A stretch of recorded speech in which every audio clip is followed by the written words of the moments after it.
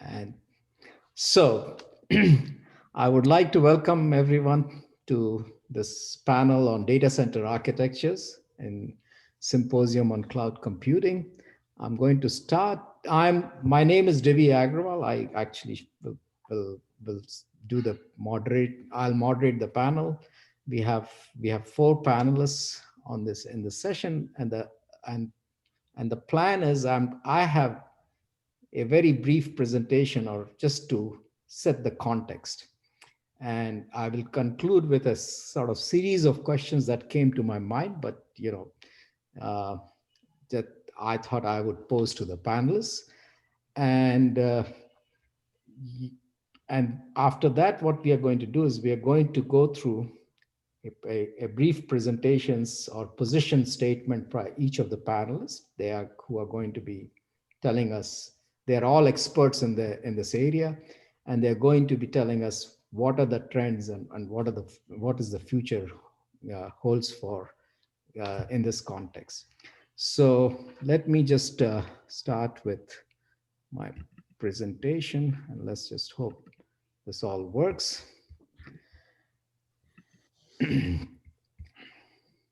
Okay.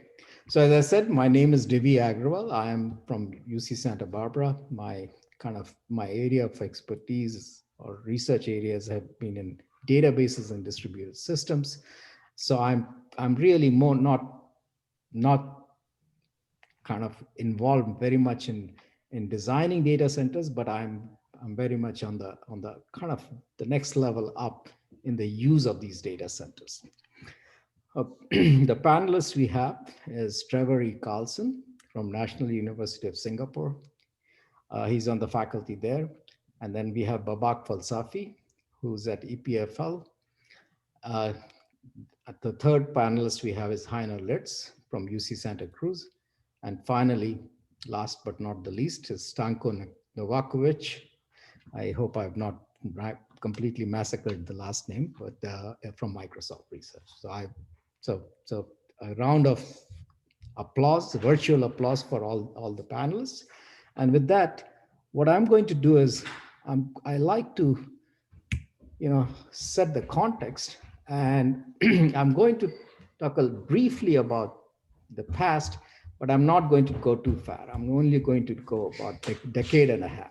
So as we all know, many of us know that who have been around, uh, although our panelists are much younger people, that the kind of the need of these architectures emerged in the context of these internet providers or internet service providers, companies like Amazon, Google, and Yahoo, in the context of e-commerce and internet search. And what they realized is in order to be able to kind of scale the services they are offering at the global level, meaning, from tens of millions to hundreds of millions in a short span of time, they needed a different paradigm for computing. And that's kind of was the need that emerged from within. At the same time, going back early 2000s, there was the idea of this co-location appeared, where companies first emerged as just a place providers for people to put their equipment so that they have, power, heating, cooling, and networking available to that. And from there, I think they evolved into what we know as today as data centers. The in some sense, the transformation really occurred in the mid 2000s, when Amazon realized that they have a huge unused capacity, which was provisioned primarily for peak periods during their e-commerce activities, and the rest of the time their infrastructure was not being used. So they decided to kind of open it up and allow that infrastructure to be used by other people who are outside Amazon. This was really a transformation that indeed happened, and I think that is what has happened the last 15 years. I do want to say that there were naysayers, and I think Babak and I can probably relate to that. There are some very famous people who are probably are on video, and they really question the validity of this paradigm, and they really were they're saying, oh, this is nothing new. We have had this for a long period. And they questioned, it's what is the cloud? It's nothing but a computer with a network. This is a famous quote. I'm not going to name the person, but this is what. Now, kind of at a very high level, in my mind, there were three things that happen, or three major enablers that happened to this wide scale adoption of this paradigm and the architecture.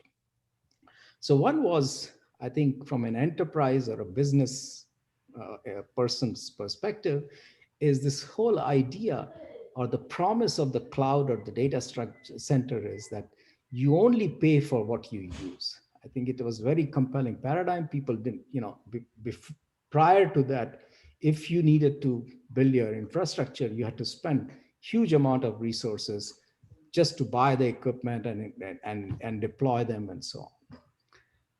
Now, from a user point of view, the ubiquity of broadband access also made made it easy to be able to access data. It doesn't have to sit on your local machine. It could be, your data could be sitting somewhere else, and you can easily access.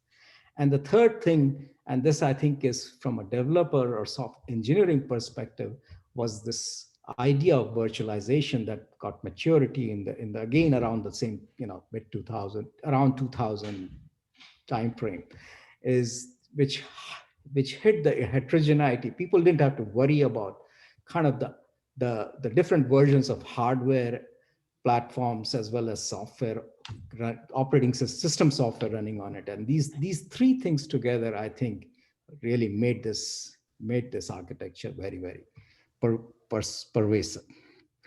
Okay, with that, the present, I think, is we all know where we are. So it is widely used now, and the use is really from the small scale deployment, so people who are just starting out, versus established players like Google's and the Amazons. They really leverage this infrastructure.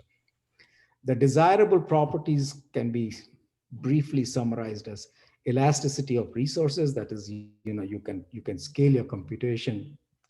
You can scale your application by borrowing resources as on demand. The other thing that happened, at least in the context of some of these platforms, is this notion of disaggregation, especially the notion of local versus remote storage, the disk storage. And because of the availability of large number of compute power available, there was, you can scale your applications very easily. And again, in the same vein, you can also address the issues of fault tolerance, availability, and reliability within the data centers.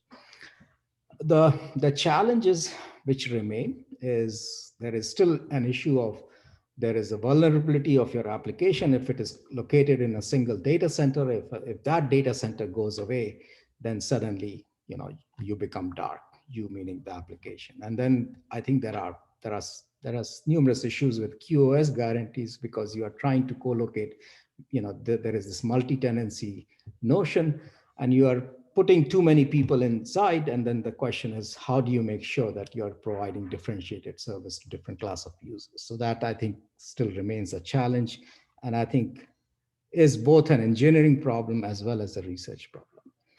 But I think today what we want to do is we want to spend the next hour and talk about some of the issues that I see.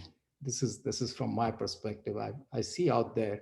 One is the issue of energy efficiency. I think these data centers are known to be consume a lot of power.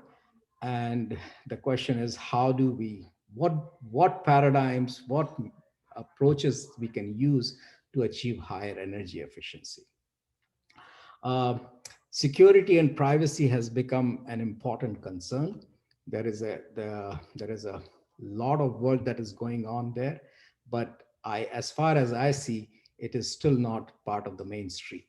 Okay, it's still in the the work that is being done is more still in the context of the research labs, and we still have very many challenges to. Uh, Disk storage disaggregation has been very effective and very successful. The, the success has not been repeated in the context of other classes of storage, for example, SSDs and main memory. I think this, in my mind, is really, if we are able to do this, amazing things can be done in the future. Uh, the, there are there are new storage paradigm that are emerging. There are new hardware technologies. I didn't put GPUs, but GPUs are also things, FPGAs, specialized accelerators, and so on. What is the role of these new technologies, and what are the advances and trends in data center networking? I think that is something that we can talk about. And the next is also, of course, there is a lot of work in the context of, that needs to be done in the context of Internet of Things, and this notion of edge computing that has been around with us for a long time, but I don't think it has been integrated well in the context of data centers and cloud computing. Finally, the next two things. The next thing is I don't know how many of you are aware, but there is this issue of what is referred to as, in the HPC community, when they're running very, very large models, there is this problem of what they refer to as silent data corruption. And this happens because they're, with respect to our hardware architectures, when you have large number of processors, the chances of there is some sort of a non-deterministic error that appears in these very, very large scale platforms becomes, even though it is very, very small, but a kind of the scale of the computation makes these errors likely. And I know at least of one particular enterprise where they encounter these problems sort of on a daily basis. And then the problem becomes is, how do you go about kind of accounting for that? And finally, there is this big elephant in the room, which is, I haven't even mentioned it, but this has to do with using AI and machine learning techniques that are widely being used in the context of many applications. And the question is, do they have a role to play in the context of our data centers? So with that, I think I am going to stop, and I am going to hand over my control, give the mic to Trevor E. Carlson, who can either, you can either share your presentation if you have a presentation, or if you want to just make a statement, that would be fine. So Trevor, you are next. Perfect. Thanks so much. So as David mentioned, it's a little bit early morning today. It's 2:30 here, 2:30 in the morning over in Singapore at the moment.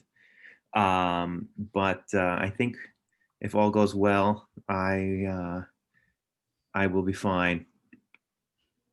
Let me open up these slides real quick. Okay, can you see this data center architecture panel? Yes. Excellent. Thanks so much. Okay, so I wanted to give a little bit of perspective from maybe a CPU processor designer perspective on the data centers. So as someone who lives in Singapore, we have some interesting directions that we've been looking into here. So when I think about data centers, I think about actually the entire IoT hierarchy. I think of it as a piece of starting from the sensors and maybe your gateway devices, or maybe your IoT data centers, which are close to the edge data centers, and then maybe your backend systems, right? And so basically you distribute your compute, you distribute your storage over large areas. And this is from a group here in Singapore, not our group, but a group over in engineering. And what they've been looking to do is they've been building these really interesting devices that you can drop into the lakes here in Singapore to monitor for pollution or monitor for other things. And as we deploy in Singapore, we call this the Smart Nation. We're looking to deploy this platform, this hardware platform that can help the residents of Singapore become more healthy, help them to live a high quality of life. Then you're going to have more and more data, right, coming from these IoT devices. You can think of thousands of swans in this park and that park, right? You can think about the rovers running around helping you out, right? We already have some of that here in Singapore. We have some robots coming up to you and saying, hello, make sure you're socially distanced. So data center is actually a really big part of Singapore. And we're a very important part of what we are here. So some would call it the ports of the future for Singapore. And if you look at things like critical megawatts in Singapore, we're over 400 million megawatts, and projected to increase 5% every year. It turns out that we're one of the main locations in Southeast Asia where people are starting up these new data centers. And in fact, globally, you can see in the lower right here, Singapore per capita has the highest collection of both data center critical megawatts, as well as, if I understand correctly, data center area. So, right. So one of the concerns that we have here is for energy efficiency and the amount of energy we're using for such a small country. So for example, the data center systems right now they're taking maybe 2-3%, but in 2030, this could be 5%, or even higher. So if you think about the percentage of the power from the entire country going to data centers, this is something that we need to be very careful about and make sure that we're handling appropriately. Many people have seen similar slides about Dennard scaling and Moore's law and how we're compute limited or power limited in this case. And I think that solution a lot of people have been talking about are accelerators. Now, this is just, in this case, I'm talking about SNN accelerators or neuromorphic accelerators, which is something that we've been working on. But more and more people are turning to accelerators to help solve their problems. Highly specialized, high performance.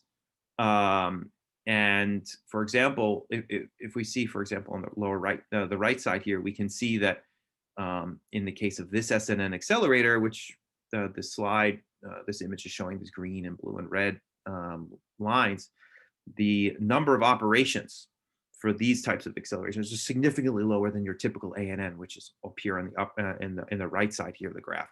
And so this is, these crazy ideas. Neuromorphic acceleration is not mainstream, but we see it as one of these promising technologies that can really help to bridge this performance gap and energy gap. And so then, for example, you can see, it's on the Pareto optimal curve, right, for efficiency. But there's some issues with accelerators. So, accelerators are great, right? David talked about GPUs, and when we want to move to high performance training, for our DNNs, we jumped on the GPU bandwagon, right? And it's extremely high. Accelerators tend to be high efficiency, but they also tend to be high performance, and we love that high performance aspect of them. But they really miss the generality, and they can be difficult to program, especially the more complex ones. So the question becomes, if we want to have faster IoT systems or faster IoT hierarchy from the data center to the IoT devices, we think that accelerators are the way to go. But in fact, you lose this critical programmability aspect. And so here, we have the typical, slowing down of general purpose processors, but what we've been able to show, and I'm relating this back to our work on core microarchitecture design, we've been able to continue to improve the efficiency of traditional processors or general purpose processors so that you can easily program your data center workloads, and that you can keep that programmability and quickly deploy new algorithms. So while accelerators are great, I think we still have a place in the data center, or an important place for general purpose processing. Let's just finish up here. Basically, this is an example from Microsoft's work on FPGAs and deploying FPGAs in your data center.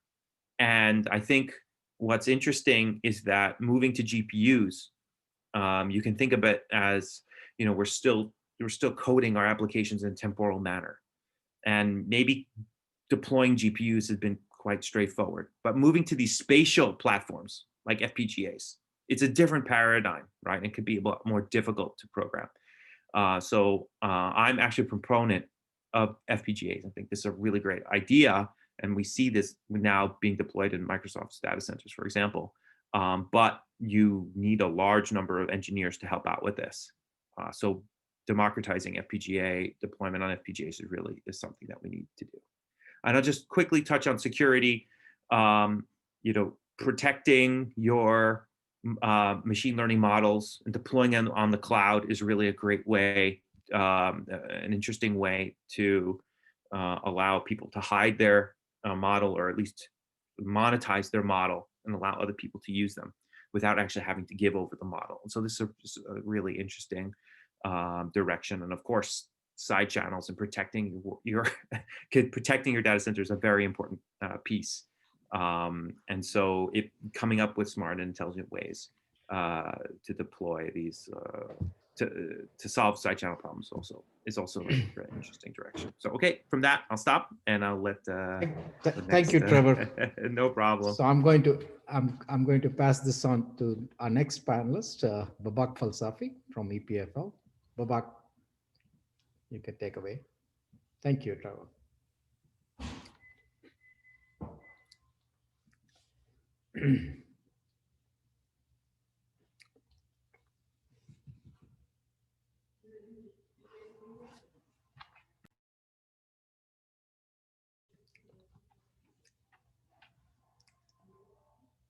I was muted, sorry. How did that happen? I don't know.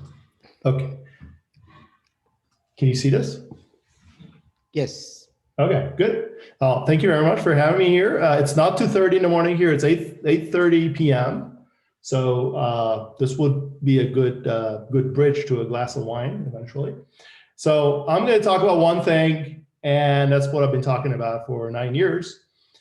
We didn't used to call it post-more, but now we can call it post-more. So I'm going to talk about data centers post-more. So what does that mean? And I think Trevor already talked about this a little bit, but just for those of us who are not in computer architecture and silicon, let's blow this up.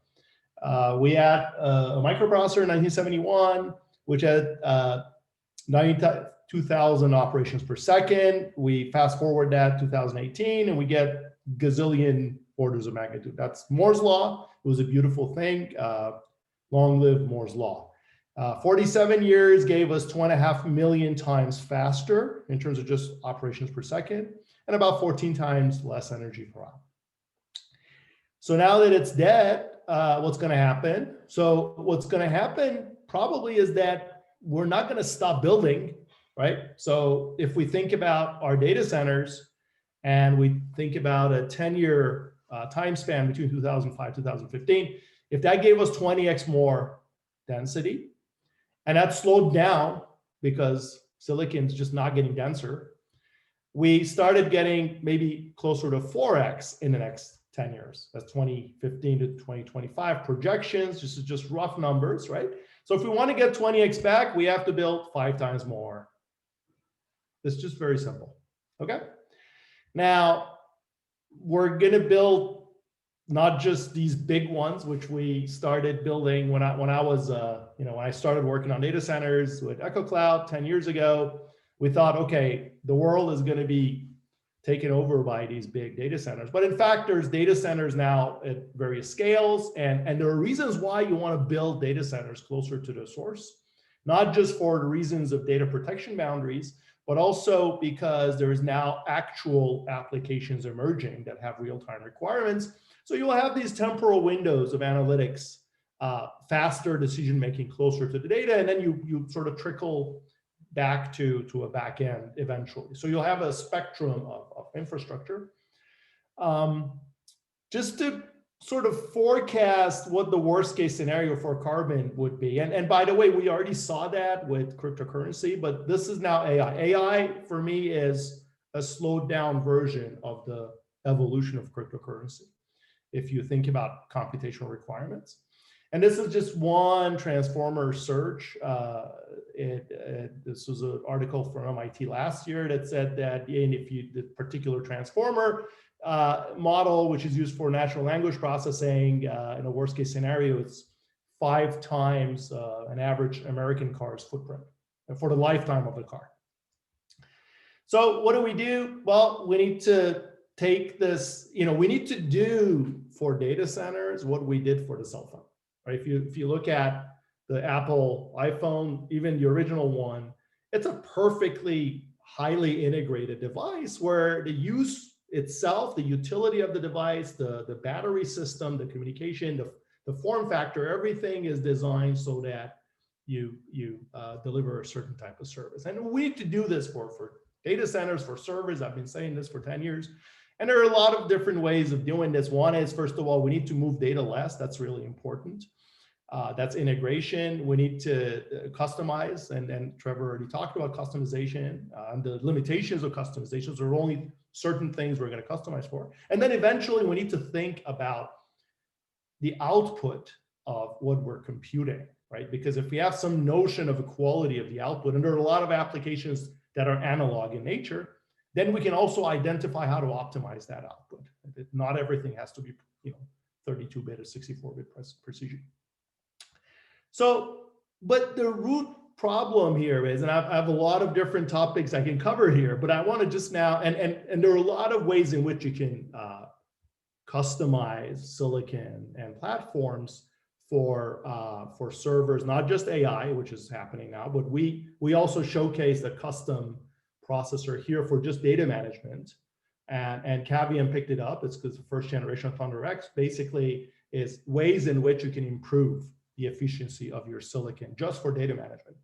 But if we look at the root source of the problem, the root source of the problem is that, look, we just went and built huge machines with these PCs. That's, I think Divi already sort of said that. And the reason why we did this was because it was super cheap and Moore's law kept going.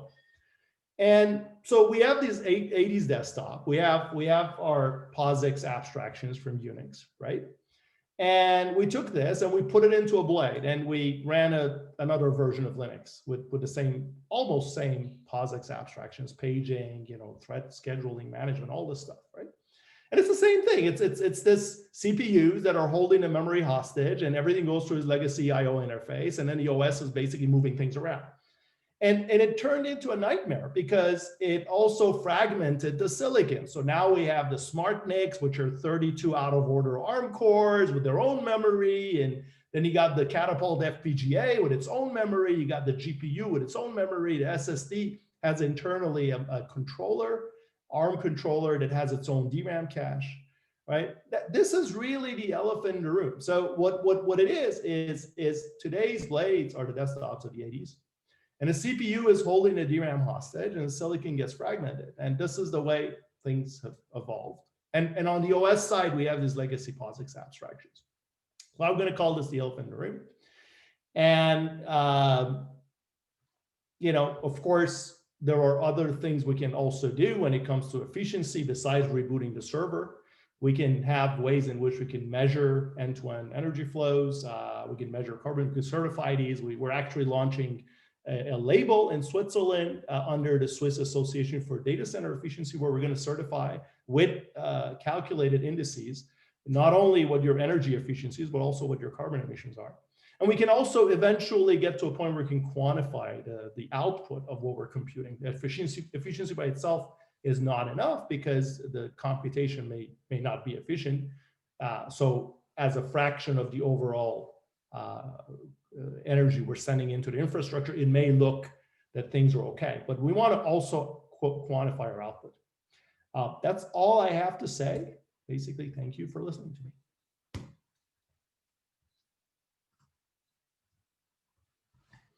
Thanks, Babak.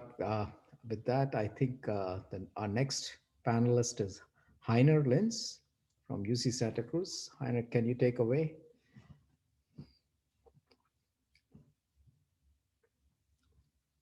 Heiner, you're muted. Just make sure you're not muted. Yeah. Can you view my screen and hear me well? Okay. Yes, everything is good. Thanks, Stevie. Welcome, everyone. So the main thing I want to do today is ask a little bit more of a general question, which is what puts or sets data center architecture research apart from traditional computer architecture and systems research? I think it's an important question to understand because it can tell us what we should focus on as academics in terms of research. So I'll try to stay brief so we have some time to ask questions.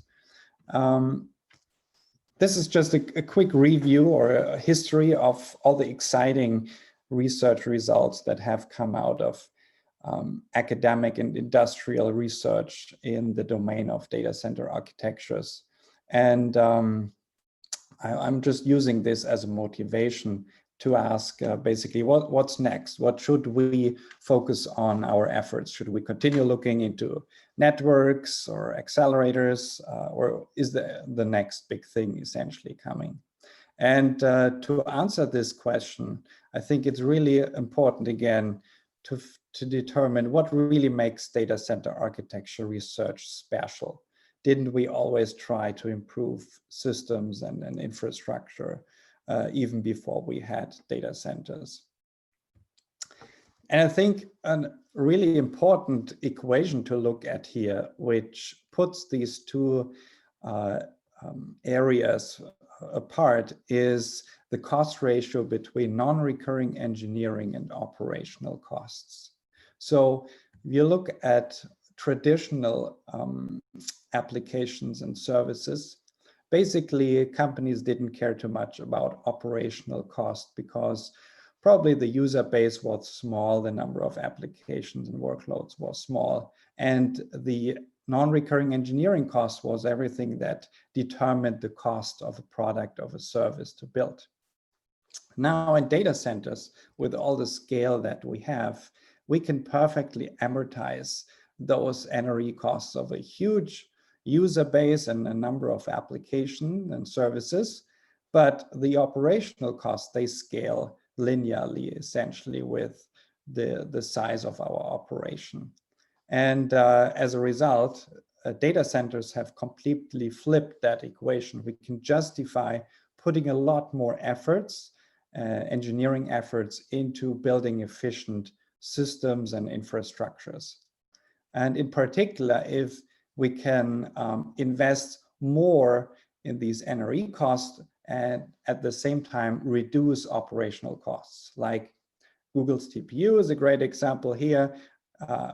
Huge NRE cost to build it in the first place, but then we can reduce the operational costs by an order of magnitude or so.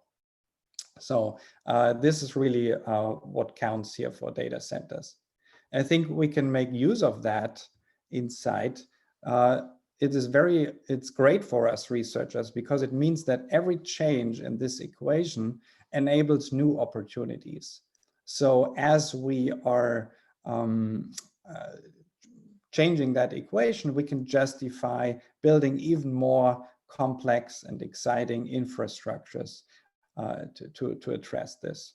So from a pure architecture and systems perspective, serverless computing is a great example here. What serverless computing essentially allows is to reuse a greater part of the software infrastructure by more services and more users.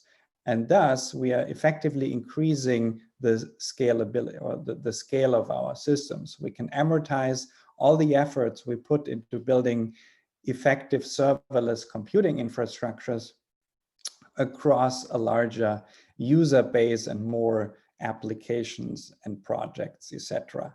So there's a lot of exciting research opportunities here in serverless computing, making these infrastructures more performant and leveraging that scale it provides.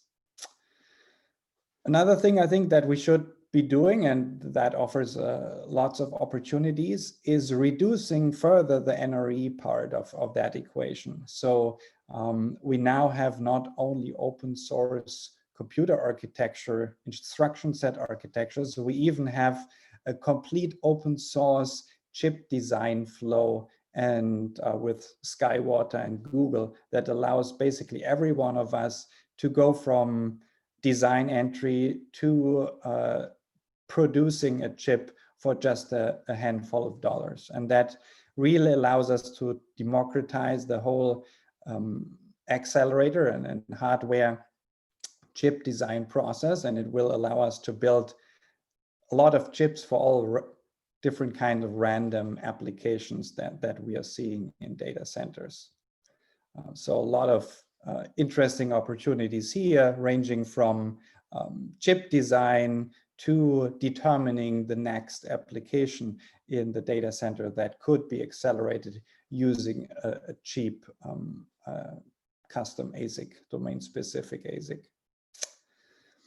And the last area I want to bring up is one that I've been working myself a lot on recently. Again, the large scale that data center provide us with now justify actually building custom data center CPUs.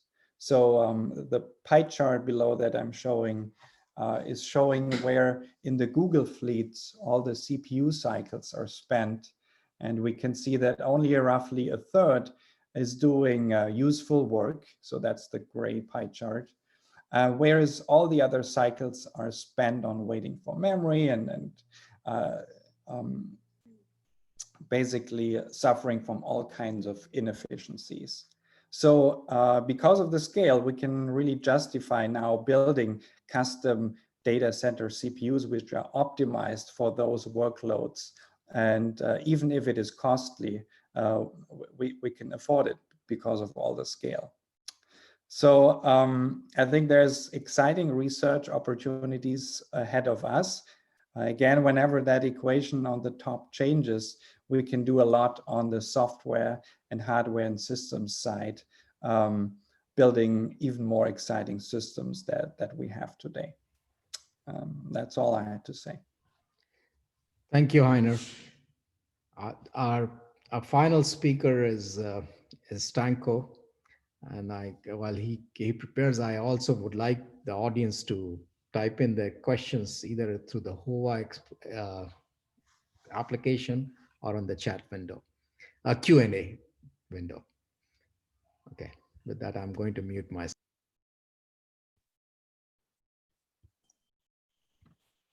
Can you see the slides? Yes, we can see the slides, Stanko. Thank you. All right, thank you, Divi. So today I'd like to focus on how we can make our data center hosts more resource efficient in 3 easy steps. All right, so let's look at the first step. So I think the first step should be for us to really understand the performance characteristics of the software running on our data center hosts. And the reason why I think this is important is because we may be able to find lots of inefficiencies across the stack. And some of these inefficiencies, we may be able to find them only in real cloud environments.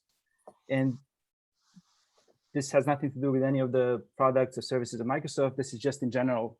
And I think if you're able to find such inefficiencies and fix them, we can achieve significant savings. And this goes back to what Trevor was saying about how we can make CPU computations more efficient. And typically the goal is to achieve roughly the same level of performance, but at lower resource consumption. In some cases, we may want to achieve higher performance, or we may have new features coming in. But even in that case, I think the goal should be to minimize the amount of resources that are being used. And in order to be able to get there, I think we need to invest in new tools and new methodologies to be able to identify these subtle inefficiencies in the cloud. The second step has to do with hardware offloads. I think when it comes to hardware offloads, we need to really focus on, I think the key guiding principle should be to really focus on simple primitives as opposed to offloading systems and applications. And these primitives should really help existing systems and applications be more efficient. And there are many different kinds of accelerators.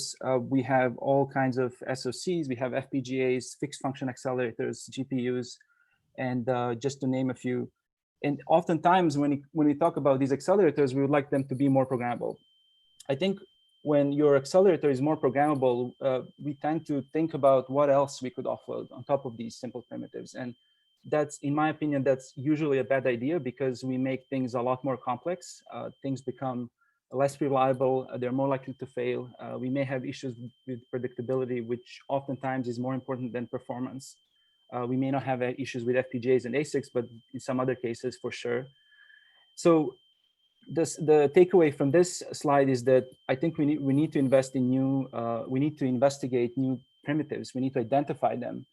And then we need to think about how we should offload them and using which hardware. And the third step is tackling unused resources. So I think in any data center, in any cloud, we can end up with unused resources. And this happens because of this mismatch between the hardware, which is uniform, maybe not across different generations, but within the same generations probably, and the workload, which is very diverse in terms of VM sizes, for example. And then as a consequence of that, we have our control plane will make poor allocation decisions because it's so difficult to do optimal placements. So what is that we can do? I think we have two options. One is to find ways to leverage unused resources, and this may or may not require new hardware primitives. We had a great example yesterday from Ricardo and Anna on how we can use spare resources to run serverless functions. We also have harvest VMs, and there are many other examples, many other ways in which we can use spare resources. The other approach is disaggregation, right? When we have disaggregation, we're able to decouple compute from other types of resources. And then what we basically get is diverse servers, diverse sizes of the servers. And we can match that to our diverse workload. I'm not saying it's easy. There are some really big challenges at the control plane level, but I think if you're able to solve those challenges, we can end up with less wasted resources. And really the key for disaggregation, I think, is the network. On this figure, I have just one logical network connecting all the different kinds of resources. We might need different types of networks to connect different types of resources. We may need special network primitives to be able to achieve efficient disaggregation. So that would be all for me. Thank you, Stanko. With that, I think we can move, whatever time we have, about 17 minutes, we can move to the Q&A session. We have several questions already posted in the Q&A of the Zoom as well as WoW application. So I'll start with the first question. And I think in the interest of time, I think we may not have chance to go around the entire panel. So if somebody volunteers and answers, that would be great. So Christina asks that, can you talk about how data center architecture should change to help with performance predictability instead of raw performance? So if someone can take up this question and answer the issue of performance predictability and not just the raw performance. I can quickly answer from a silicon side. The news is very good. When you go to accelerators and hardware, variability goes down and performance becomes highly predictable. So from that perspective, if we can build a really good accelerator ecosystem with OS co-design, then things are going to look good post more in terms of, from the hardware perspective, in terms of variability and predictability. Yeah, if I could add just a quick comment on there, right? It's easy to get predictability if you remove caches from your system, right? You get a very slow system for that, right?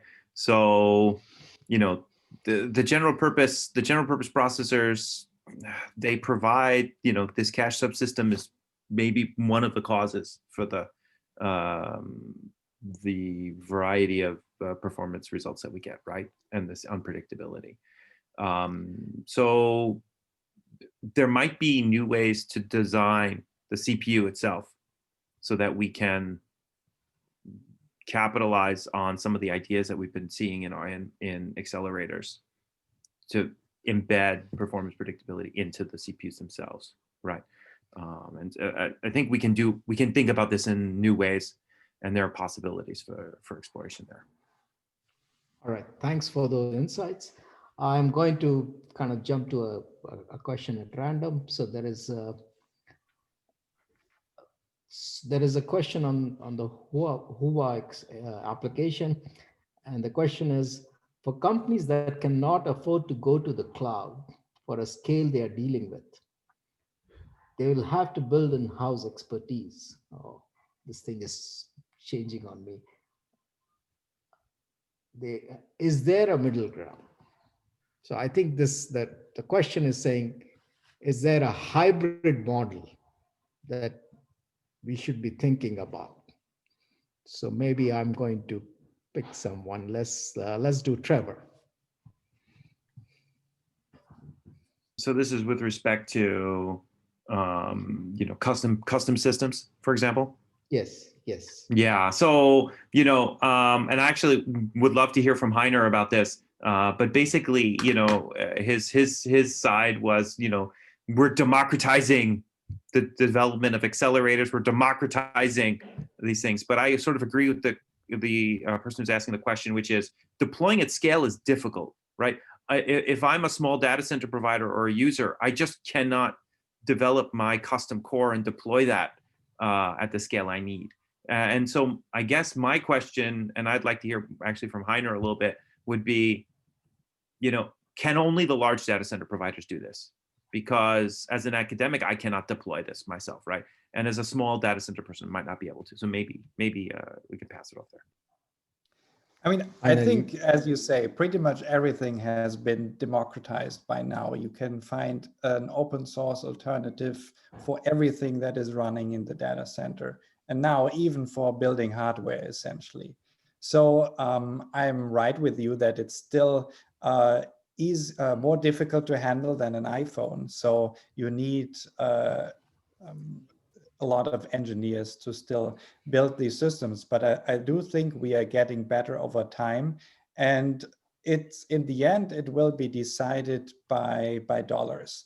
So if the biggest portion of services are continuing to run in the big data centers, then all the money will go to Amazon and Google, and they will just build the systems for us. If there is a big enough fraction of private cloud users that want to own their data and everything, then there will be also enough resources to make this happen. So I don't really know what the fraction of companies are that are willing to go to the public versus private cloud. I think that's going to determine. Right, so it sounds like it's a consortium that you need to build sort of a consortium of data center, not the big data center providers, right? The way that can come together and basically compete with the large data center providers. That's basically what you're saying. Okay. Thank you. So I'm going to move on to one next question. So this question is coming from Riccardo Bianchini, and it's specifically in the context of Babak's presentation. And he writes, you mentioned that the devices keep DRAM hosted, if I recall your expression. Are you hinting here at memory disaggregation across all devices? I think since disaggregation was referred to by Stanko, maybe Stanko can take a cut at it. Is that something that is feasible with the current state of the art? Should we be looking towards the future? And then we can ask Babak to comment on it. Sure. I think my answer is maybe not for all types of devices. I think for memory, it's a little more difficult.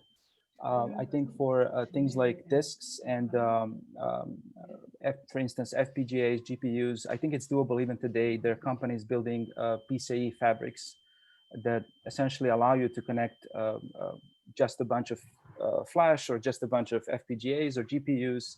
And that you can do even today. There's some issues with PCIe fabrics. There are a lot of issues. And I think we need to do some work there to come up with something more efficient.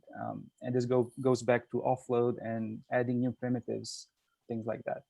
But just to answer the question, I think we can definitely do it. Maybe not using the same network, because these different types of devices have different kinds of requirements, right? They're not uniform, like in terms of service time. And we may have to have different types of networks for different types of devices. But ideally, we would like to have a single network, but that's really difficult to do. And it would be nice to have something like that. That's it. Babak, you want to comment on this? So maybe I can actually answer both Ricardo's question and Rodrigo's question, because they're referring almost to the same thing.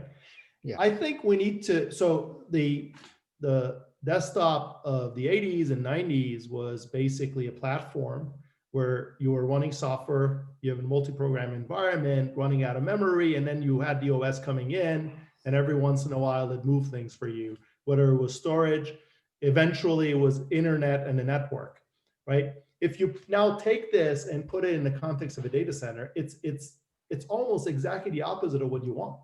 You want to have direct access to that memory from your network. You want your accelerators that are now sitting on the side. You're also fragmenting that silicon. It's not just the fact that you're wasting energy moving things around. You're also fragmenting that silicon because you're adding more DRAM, you're adding more logic on the IO side through this legacy IO interface. And then you've got this OS in the middle that's sort of moving things around back and forth. You can disaggregate memory. I think it's orthogonal to that. The issue is when you're looking at the node itself, the basic division of how things are, who's doing what, is completely broken. You would want to have a node where the CPU and the OS are the control plane of all the work you're doing, and they set up the resource and they give you access control to parts of memory that you're going to be working with. And then you just let the network and let the accelerators have protected access to that memory and talk to each other. And I didn't have the picture there for what the future should look like, but I have it in a talk that's on my webpage. Thanks, Babak.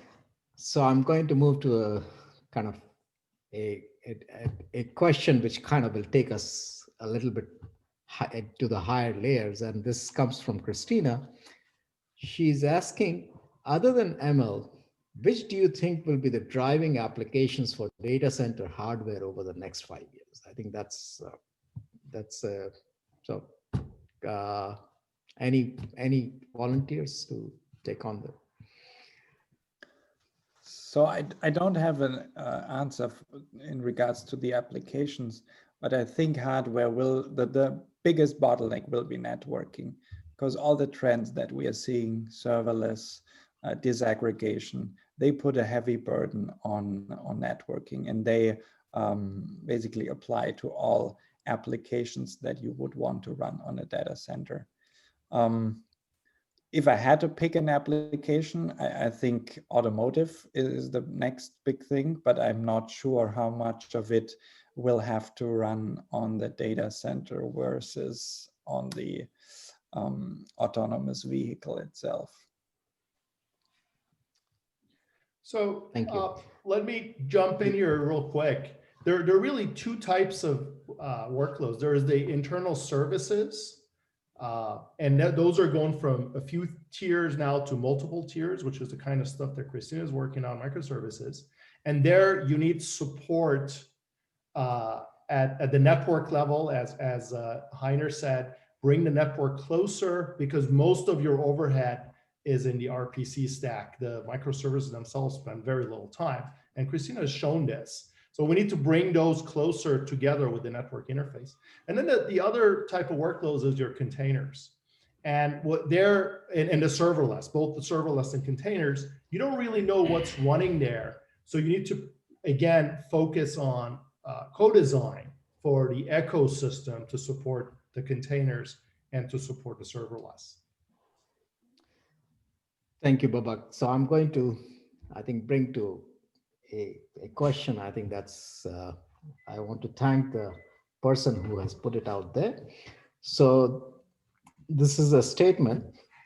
So the question, the person asking the question is saying, reducing the energy efficiency of computation will only increase the amount of computations people do, not reduce the total energy spent on the planet.